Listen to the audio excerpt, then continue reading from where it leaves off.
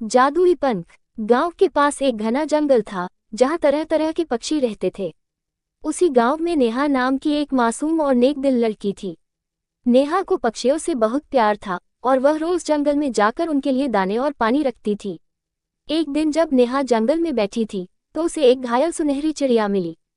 चिड़िया बहुत कमजोर थी। नेहा उसे अपने घर ले आए, उसकी देखभाल की और कुछ ही दिनों में वह ठीक हो गई।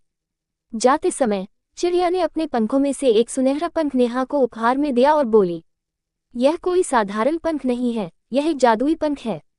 जब भी तुम्हें कोई परेशानी हो, इसे पकड़कर मुझसे कुछ भी मांग सकती हो। नेहा ने चिड़िया का धन्यवाद किया और वह पंख अपने साथ रख लिया। कुछ दिनों बाद गांव में भयंकर अकाल पड़ गया।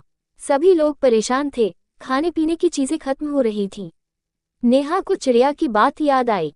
उसने जादुई पंख को हाथ में लिया और बोली, हे सुनहरी चिड़िया, हमें खाने के लिए कुछ अनाज मिल जाए। जैसे ही नेहा ने ये कहा, उसके सामने अनाज की बोरियां प्रकट हो गईं। उसने वह अनाज पूरे गांव में बांट दिया।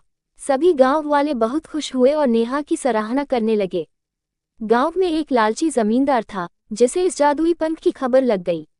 वह नेहा के पास आया और बोला, मुझे ये पंख दे दो, मैं इसे राजा को दूंगा और वह हमें सोने से भर देगा। लेकिन नेहा जानती थी कि जमींदार का दिल लालच से भरा हुआ है। उसने उसे पंख देने से इनकार कर दिया। जमींदार ने पंख चुराने की कोशिश की, लेकिन जैसे ही उसने उसे छुआ, पंख हवा में उड़ गया और वापस सुनहरी चिड़िया के पास चला गया। कुछ देर बाद सुनहरी चिड़िया फिर आए और बोली, नेहा, तुमने इस जादू का उपयोग सिर्फ दूसरों की भलाई के लिए किया, इसलिए यह पंख सदा तुम्हारे पास रहेगा।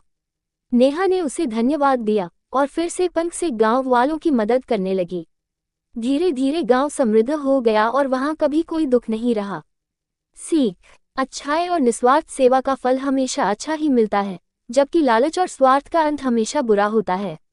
अगर आपको ये कहानी पसंद आई हो तो हमारे चैनल को लाइक, शेयर और सब्सक्राइब करना ना भूलें।